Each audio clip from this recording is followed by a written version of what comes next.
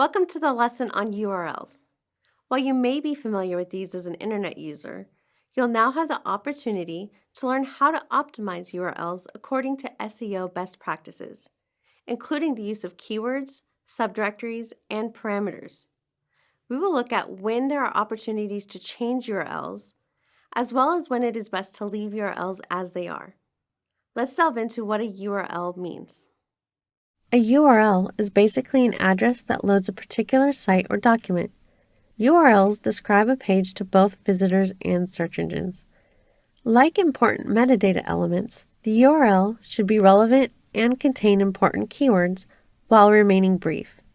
Also note how the keyword winemaking in the URL has been bolded. The URL is cut off due to character limits, but ideally, it's a good idea to place important keywords as close to the beginning of your URL as possible. Keywords in the URL used to play a large role in SEO, but this has been over-optimized to a point where Google has changed the importance of URL keywords when determining where a site should rank. Keywords within the URL are still useful, they just do not play as large of a role as they used to. However, URLs should also be considered from an off-page SEO perspective. If people are linking to a particular page using the URL as the link, the URL can serve as its own anchor text, and keywords within that URL might help the page be seen as relevant for those keywords.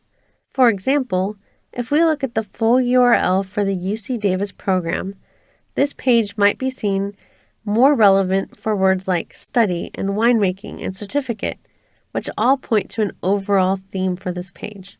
When looking at this URL, you can see various forward slashes containing information. For example, areas of study and winemaking. These are subfolders, also known as subdirectories, which help to categorize documents on a site. When search engines display the URL, they will generally cut out the middle categories or subfolders to make the URL shorter and easier for viewers to read. You can see this in the example search result where I highlighted the area that Google removed. If important keywords are included within the subdirectories, part of the subdirectory name might be included in the search results. This will be bolded, which will help draw attention to the result. For example, if I searched for how to make wine, I see that one of the top results links to a site called Dan Murphy's. If I look at that URL, I can see two of the subdirectories are included. Both of these have bolded keywords with the keyword wine. When analyzing the URL, we can see that the entire subdirectory wine was included because of the keyword used. And then part of the subdirectory, more about wine, was included. But only the keyword wine is listed as this keyword is specific to our search query. Then you can see the entire last part of the URL, which would be displayed as normal, but has been cut off slightly due to length. However, the last part of the URL is bolded as well, which helps capture attention. While we are looking at this URL, I would also like to point out the long combination of letters and numbers at the end, which I have highlighted. These are called parameters, and where possible, it's best to leave these out of your URLs. Parameters not only make your URLs excessively long, but oftentimes the parameter can change based on a variety of factors.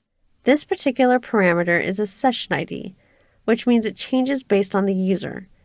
If you were to Google how to make wine, and you found the site and clicked on the result, your URL would be slightly different than the one I have here. This can create problems with duplicate content, as the URL has changed, but the content has remained the same. Unless we as SEOs have been brought in during the design stages of a website, which is unfortunately a rare occurrence, we have little to say in how URLs are displayed and what subdirectories are created.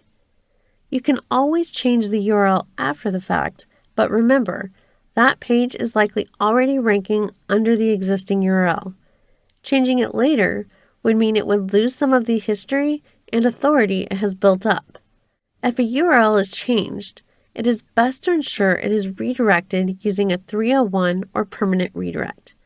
Once that occurs, it would take time for Google to remove the old URL from the index and index the new one. Due to this, Changing URLs for the sake of SEO is not always the best option. Recommendations to do so can be very situational. Oftentimes, it is better to optimize the page and other on-page elements to the best of your ability and leave the URL as it is. The decision to change existing URLs, whether during a redesign or for SEO purposes, is circumstantial and should be heavily considered before making a change just for SEO. However, this knowledge will come in handy when working with clients to create new pages, or in cases where you are building your own site or working with a client to build theirs.